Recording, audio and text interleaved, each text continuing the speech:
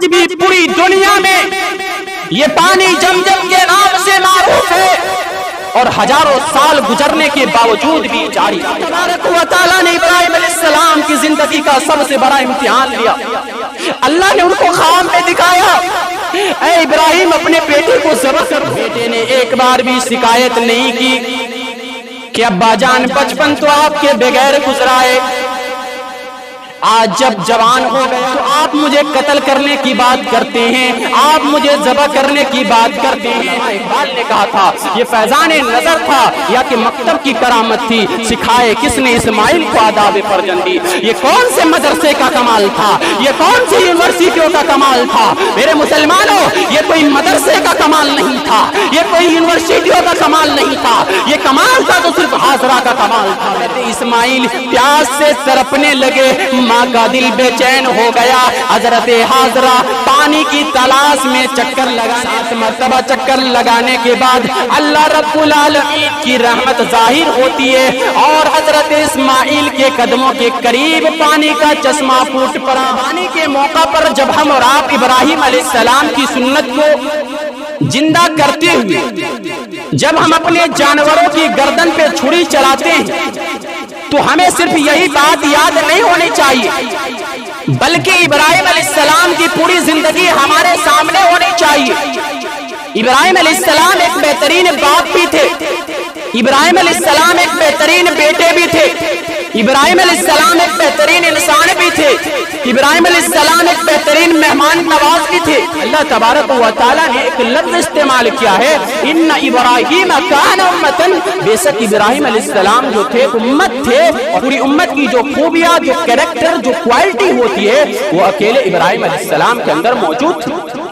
موقع آیا تو ابراہیم علیہ السلام مناظرہ بھی کر رہے ہیں، ضرورت پڑی تو ابراہیم علیہ السلام اپنے باپ کو نصیحت کر رہے ہیں، سمجھا رہے ہیں، ضرورت پڑی تو ابراہیم علیہ السلام اپنی قوم کو توحید کے لیے چیلنج بھی کر رہے ہیں، ضرورت پڑی تو ابراہیم علیہ السلام اپنی قوم کے بت خانے میں داخل ہو کر بتوں کو توڑ بھی رہے ہیں۔ موقع آیا تو اپنی جان اللہ کی راہ میں قربان کرنے کے لیے آگ میں کود بھی رہے ہیں۔ اللہ نے قربانی مانگی۔ حضرت ابراہیم علیہ السلام کو اللہ تبارک و تعالیٰ کی طرف سے حکم ملا، ابراہیم علیہ السلام کو اللہ تبارک و تعالیٰ کی طرف سے حکم ملا تو ابراہیم علیہ السلام اپنی بیوی حاجرہ اور اپنے ننھے بیٹے اسماعیل کو ایک سنسان وادی میں چھوڑ کر آ جاتے ہیں، جہاں نہ پانی ہے، نہ کھانا ہے، نہ دانا ہے، نہ انسان ہے، دور دور تک کوئی انسان نظر نہیں آتا ہے۔ درخت تو ہے لیکن درختوں پہ چڑیا نظر نہیں آتی ہے، چڑیا بھی اپنا گھونسلہ درختوں پہ بناتی ہے جہاں قریب میں تالاب ہو، سمندر ہو، پانی ہو، تاکہ وہ اپنے بچوں کے لیے چونچ میں پانی لا سکے۔ ابراہیم علیہ السلام ایسی جگہ پہ چھوڑ کر جا رہے ہیں جہاں دور دور تک کوئی انسان بھی نظر نہیں آتا ہے۔ جب حضرت ابراہیم علیہ السلام جانے لگے، حاجرہ نے سوال کیا پوچھا، کیا یہ اللہ تبارک و تعالیٰ کا حکم ہے؟ ابراہیم علیہ السلام نے کہا ہاں یہ اللہ رب العالمین کا حکم ہے۔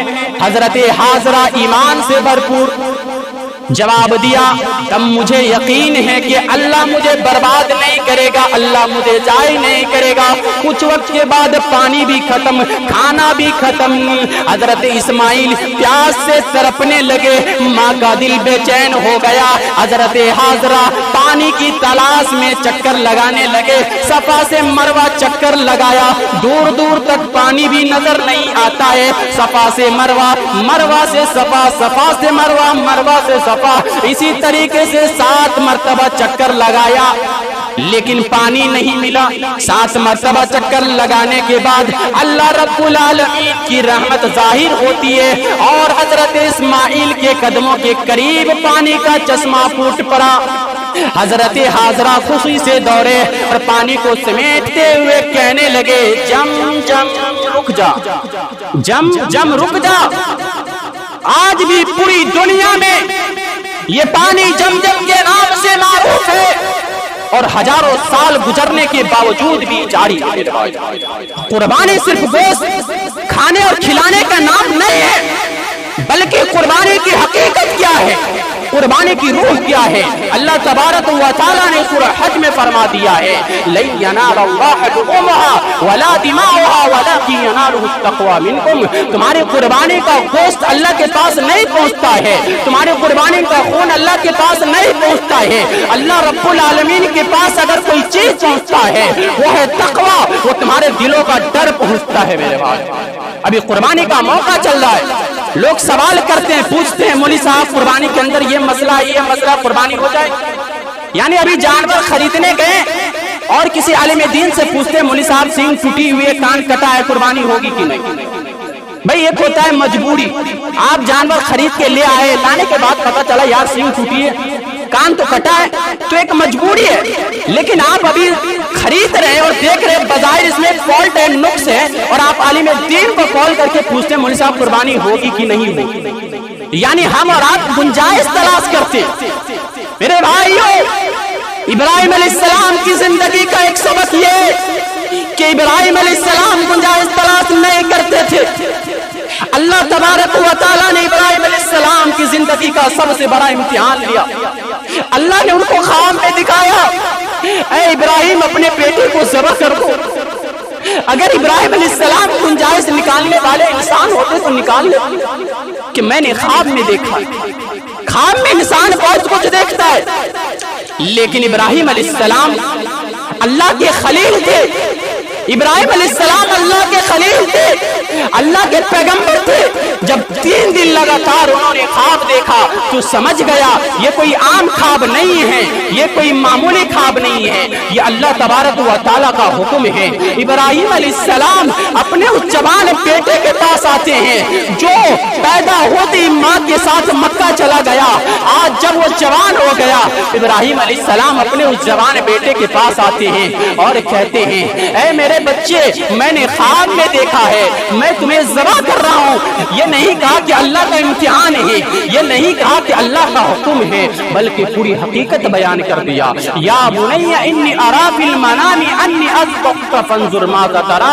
ऐ मेरे बच्चे, मैंने ख्वाब में देखा, मैं तुम्हें ज़बह कर रहा हूँ, बताओ तेरी क्या राय है। बेटा भी इब्राहिम का बेटा था, बेटे ने एक बार भी शिकवा नहीं किया, बेटे ने एक बार भी शिकायत नहीं की कि अब्बा जान बचपन तो आपके बगैर गुजरा है।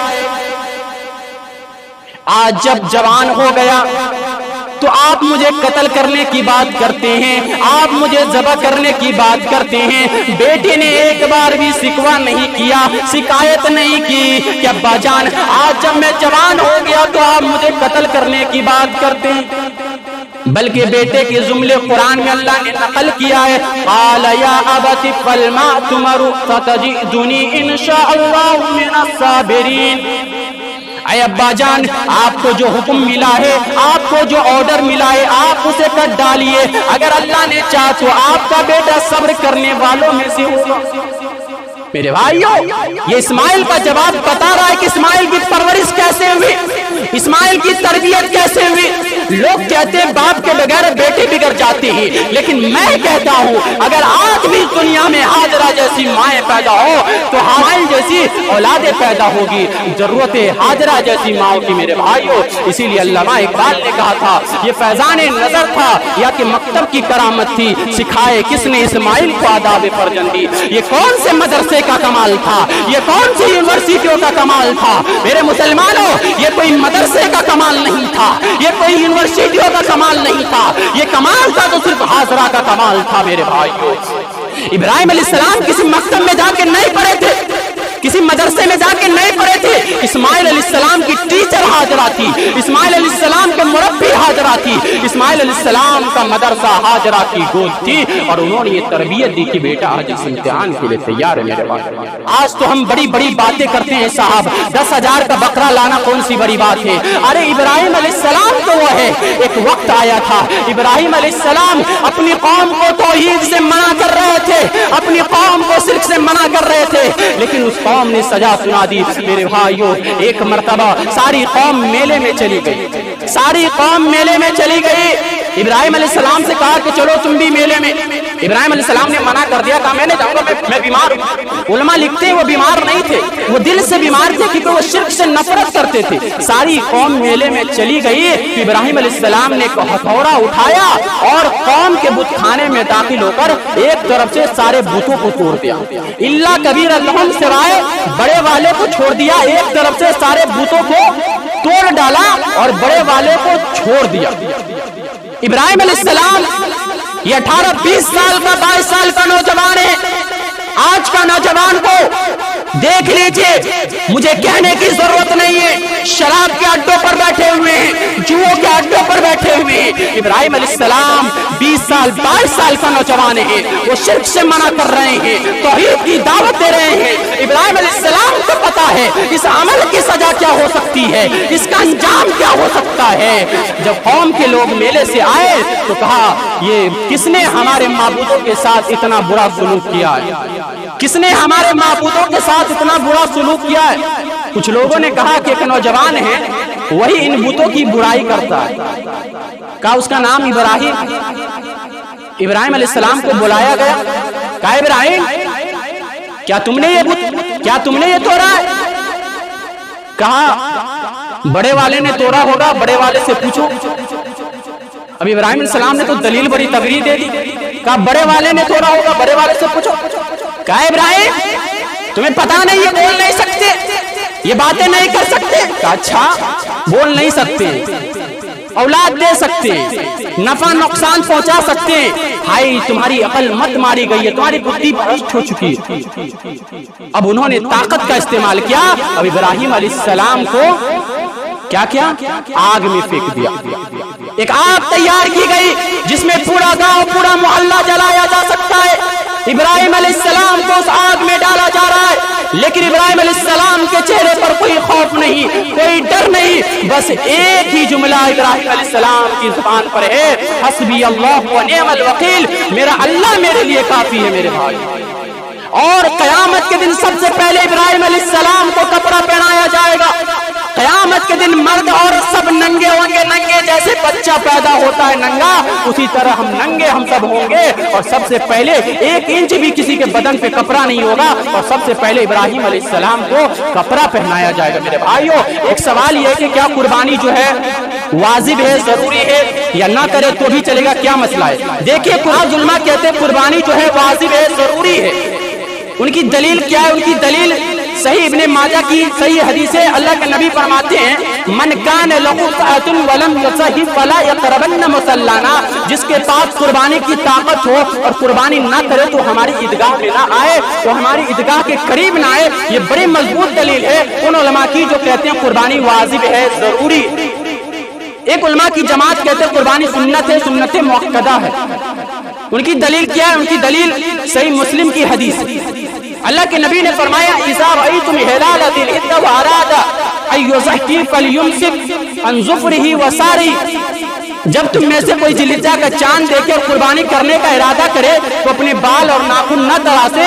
تو وہ علماء کہتے ہیں اگر قربانی واجب ہوتی، ضروری ہوتی، تو اللہ کے نبی نے یہ نہ کہا ہوتا کہ قربانی کرنے کا ارادہ کرے، قربانی کرنا چاہے تو چاہے کا لفظ بتا رہا گنجائش ہے۔ بہرحال دونوں طرف کے دلائل کو سامنے رکھتے ہوئے اتنی بات تو کنفرم ہے کہ قربانی کی تاکید بہت زیادہ ہے۔ اگر ہم واجب نہ بھی مانیں، ضروری نہ بھی مانیں، فرض نہ بھی مانیں، تو طاقت ہے تو آپ کو کرنا ہی کرنا ہے۔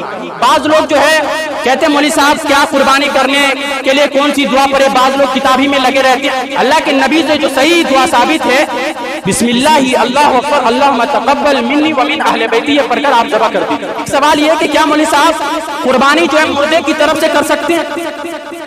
بھائی زندگی میں قربانی کرو، مرنے کی بات کی کائے چنتا کرتے ہو؟ والد انتقال ہو گیا، والدہ انتقال ہو گیا، مولوی صاحب اماں کی طرف سے قربانی کر سکتے ہیں کہ نہیں، ابا کی طرف سے قربانی کر سکتے ہیں کہ نہیں؟ بھائی زندگی میں ہی ابا امی اتنی خدمت کر لیے ہوتے جتنے کا آپ بکرا لا رہے ہیں، تو یاد رکھیے الگ سے مردے کی طرف سے آپ قربانی لائے اور ذبح کریں، یہ کہیں ثبوت نہیں ہے، کسی بھی حدیث میں ثبوت نہیں ہے۔ ہاں بلکہ آپ اپنی قربانی میں شامل کر سکتے ہیں، جس طرح اللہ کے نبی جب قربانی کرتے تھے تو اس میں اپنی ان لوگوں کو بھی شامل کرتے تھے، اپنی امت کے ان لوگوں کو شامل کرتے تھے جن کے یہاں قربانی نہیں ہوئی ہے، تو اس میں زندہ مردہ سب شامل تھے میرے بھائی۔ تو آپ قربانی اس میں شامل کر سکتے